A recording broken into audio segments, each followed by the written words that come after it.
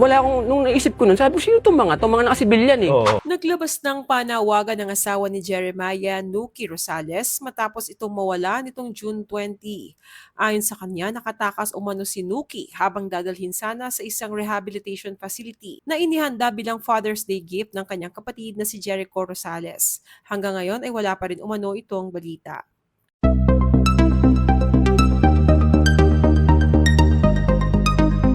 Nawawala pa rin hanggang ngayon si Jeremiah Nuki Rosales, nakababatang kapatid ng aktor na si Jericho Rosales, matapos umano itong tumakas habang isinasagawa ang planong pagdadala sa kanya sa isang drug rehabilitation facility noong June 20, 2026. Kinumpirma ng kanyang asawang si Jengo ang insidente sa pamamagitan ng isang pampublikong panawagan sa kanyang Facebook page. Humihingi siya ng tulong sa sinumang may impormasyon tungkol sa kinaroroonan ni Jeremiah.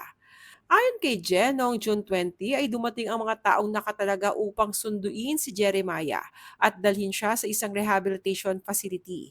Bahagi umano ito ng pinagsamang Father's Day gift para sa kanya ng kanyang kapatid na si Jericho Rosales. Gayunpaman, bago pa man maisakay, nagawa umanong makaiwas ni Jeremiah at umalis sakay ng kanyang motorsiklo mula sa Maya Alta Subdivision. Mula noon ay hindi na umano ito sumasagot sa mga tawag at text messages ng kanyang pamilya.